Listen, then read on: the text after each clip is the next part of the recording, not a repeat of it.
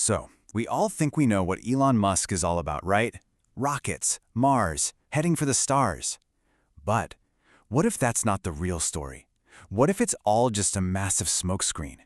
There's this really provocative theory from physicist Dr. Weinstein, and it suggests that Musk's real mission, well, it isn't just about getting to space. It's about completely rewriting the laws of physics. And the way he's planning to do it, it's definitely not what you think. I mean, the guy's slogan is literally Ad Astra, to the stars. It's this huge, almost romantic vision that he's built his entire public image around. You know, the one, humanity becoming a multiplanetary and then, one day, an interstellar species. But this is where things start to get a little weird. And right away, we hit this massive paradox. Because his main tool for this grand vision, SpaceX, what does it build? Chemical rockets. And look, the hard, cold truth of physics is that chemical rockets are just not going to get us to other stars.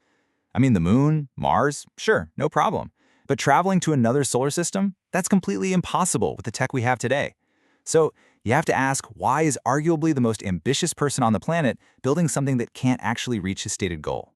So yeah, this isn't some tiny little detail we can just ignore. It's a huge hole in the official story we're all told about Elon Musk. It's a real puzzle. And now, we're going to start putting the pieces together. When you break it down, it's pretty simple. The goal is to the stars, which, let's be honest, requires some kind of brand new physics we don't have yet. But the tool, SpaceX, is an absolute masterpiece of engineering. It's all based on physics we already know. So you've got this enormous gap between the dream and the actual machine. It doesn't add up. Okay, so to figure out what's really going on, at least according to Weinstein's theory, we need to look at Musk's relationship with the whole scientific establishment. And let me tell you, it is not a good one. It's basically built on some pretty deep distrust. So Weinstein's take is that Musk has basically given up on modern science. He thinks the whole system is broken, that it's gotten too bogged down in bureaucracy, it's afraid to take risks, and it's just not capable of making the kind of giant leaps we need to actually get to the stars. So what's his solution? He's not trying to fix it. Nope. He's trying to build something that makes the old system completely obsolete. And if you look at what he does, it all kind of backs us up, right? He's constantly slamming scientific groupthink. It's famous that he prefers hiring engineers over scientists. He's even said he really dislikes the word researcher. And think about this. For all his billions, he won't give a dime to traditional physics institutes. It's like he truly believes the only way to get to the future is to completely break free from how we think today. So this is the problem he's actually trying to solve. It's not really about building better rockets. It's about what he sees as the total failure of our institutions. The reason we're stuck in the solar system, from his perspective, is because our science has just stalled. He needs a breakthrough, some new physics, and he's basically decided that human scientists just aren't going to be the ones to find it. Okay, so if SpaceX isn't the real program to get us to the stars, then what is? And if human scientists can't deliver the answers, what can? Well, this is where the whole theory takes a really fascinating and super modern twist. And here it is. This is the big bombshell in Weinstein's theory. The real space program, it's not the one launching those giant rockets from Texas. It's his AI company, X.AI, and specifically its creation, Grok, the AI model that's designed to understand the universe. SpaceX, well, that's the public show. It's the inspiration, it's the cash cow, but it's basically a giant head fake to distract us from what's really going on. Just think about the difference in their missions. SpaceX is all about transport. It's pure engineering, using what we already know to get to a place we already know, Mars. But Grok? Grok is all about discovery. Its focus is pure science, and its destination is the complete unknown. We're talking the fundamental laws of the universe. And get this, Grok's official slogan, it's not to be a helpful chatbot or to answer your questions. No, it's to understand the universe. See how that lines up perfectly with Ad Astra? It mirrors that interstellar ambition in a way that SpaceX, with its chemical rockets, just physically cannot. And the theory goes even deeper. It suggests that Musk isn't just using the public version of Grok. I mean, the one we get to see has all these safety filters and moderators. But it's pretty common knowledge that AI labs have internal, jailbroken versions for their own research.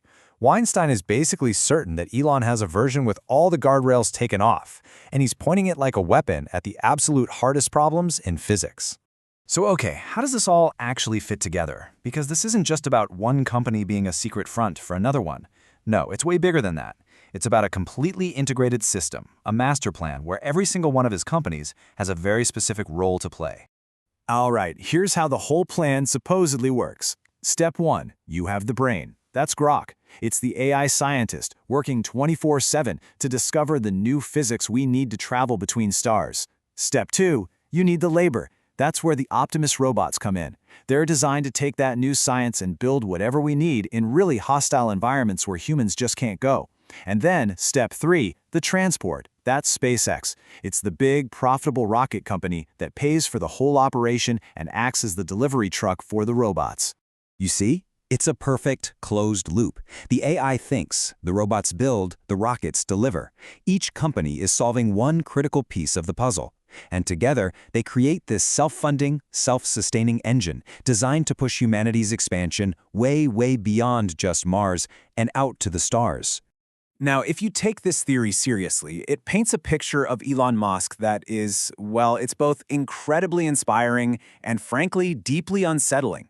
It completely reframes everything we think we know about him, all his controversies, his relentless focus. It puts it all in a radical new light. And Weinstein's conclusion is pretty stark. He basically says he sees Musk as the only adult in the room, like the only person on the entire planet who has the money, the vision, and the sheer will to actually make a plan for humanity's long-term survival. The metaphor he uses is interesting. He calls him a badly behaved dad. You know, he might be abrasive, he's definitely controversial, he makes a ton of mistakes, but in this view, he's the only one who's actually thinking about how to protect the family's future while everyone else is just not. But there's a flip side to all this, a really dark side to this kind of power and ambition. Because if this theory is true, if one single person is secretly building a private AI to unlock the secrets of the universe, then that also means he might be the only person on Earth actually capable of becoming a real-life supervillain, working completely outside of any rules or systems we have. And so that leaves us with the ultimate question, doesn't it? If this whole grand secret mission is actually real, is it this unbelievably heroic plan to save all of humanity? Or is putting this much world-altering power into the hands of just one person a risk that is just way, way too big to take?